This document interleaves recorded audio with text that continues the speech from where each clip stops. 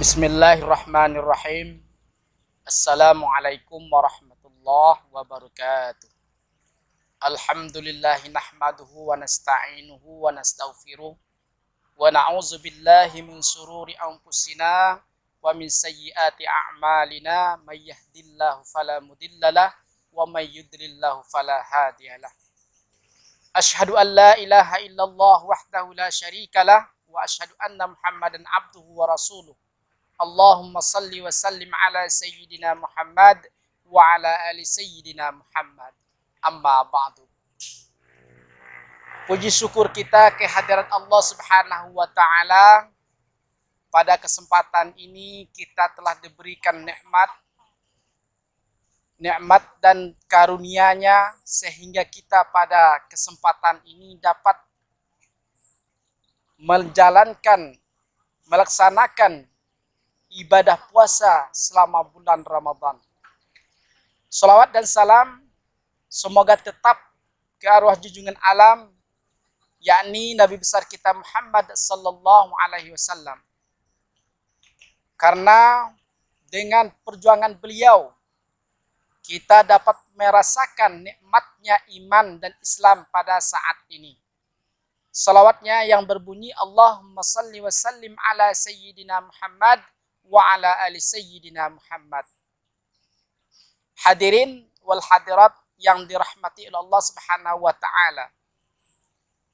Pada kesempatan ini baiklah saya akan ingin menyampaikan melalui hadis ataupun sabda Rasulullah sallallahu alaihi wasallam. Sebagaimana sabda yang berbunyi Man shoma Ramadan imanan wa ihtisaban ghufira lahu ma taqaddama min zambi. Barang siapa menyambut kedatangan bulan Ramadan, barang siapa berpuasa di dalam bulan Ramadan dengan keimanan, dengan penuh rasa keimanan dan mengharap pahala dari Allah Subhanahu wa taala, ghufira lahu ma taqaddama min zambi. Diampuni oleh Allah Subhanahu wa taala dosa-dosanya yang telah terdahulu.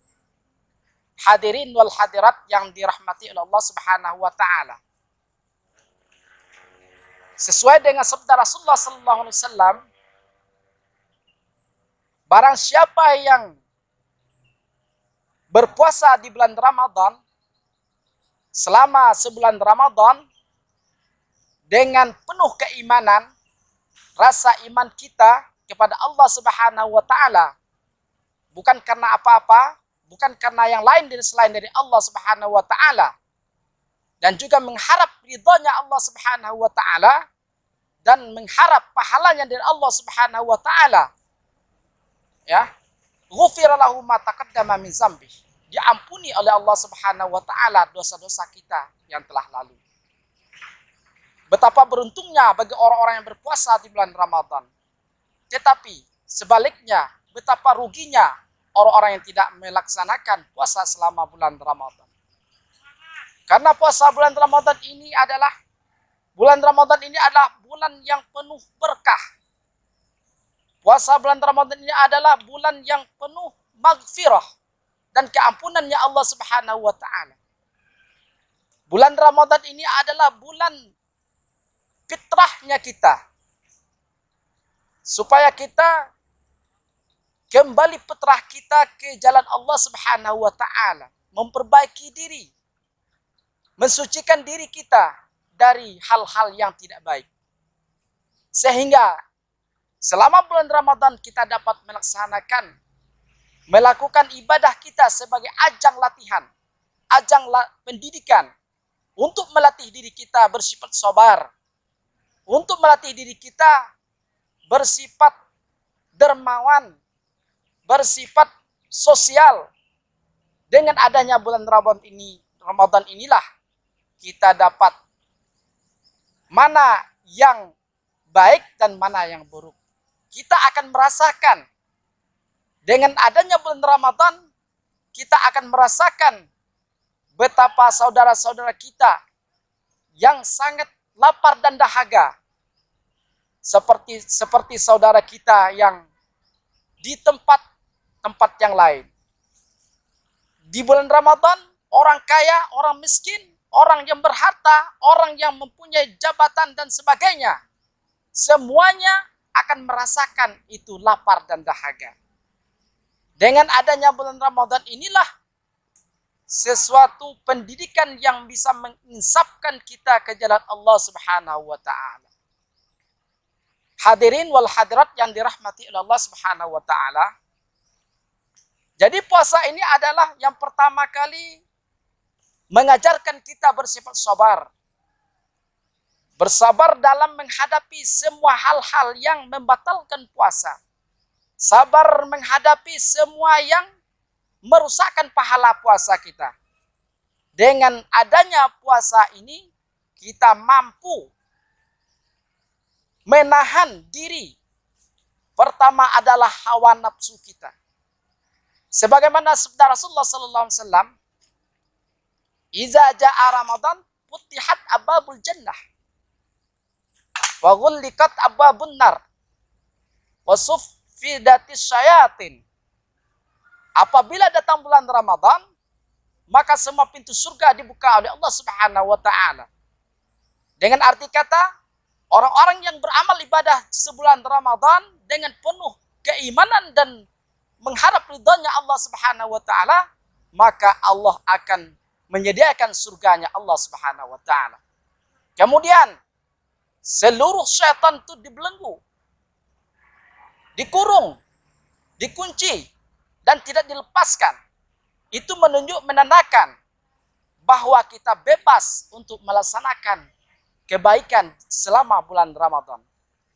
Tetapi jadi pertanyaan bagi kita, kenapa selama bulan Ramadan banyak juga orang yang melakukan kemaksiatan? Selama bulan Ramadan banyak juga orang melakukan yang namanya sifatnya mungkar. Selama bulan Ramadan orang-orang yang khususnya umat Islam banyak juga yang tidak melaksanakan puasa di bulan Ramadan. Kenapa? Itulah hawa nafsu. Kata Rasulullah ketika ditanya oleh para sahabat, "Wahai Rasulullah, apakah perang yang lebih dahsyat ataupun perang yang lebih besar? Apakah itu perang Badar? Apakah itu perang Uhud? Apakah itu perang lain-lainnya?" Tidak, kata Rasulullah. Rasulullah menjawab, perang yang lebih dahsyat, perang yang lebih besar adalah memerangi hawa nafsu. Karena tidak ada syaitan yang mengganggu kita, tetapi musuh yang nyata bagi kita adalah hawa nafsu. Hawa nafsu ini adalah selama bulan Ramadan kita dapat mengekang hawa nafsu, melawan hawa nafsu, menahan hawa nafsu diri kita daripada berbuat maksiat. Itulah orang yang sukses dan orang itulah yang beruntung selama di sebulan Ramadan atau beramal di bulan Ramadan.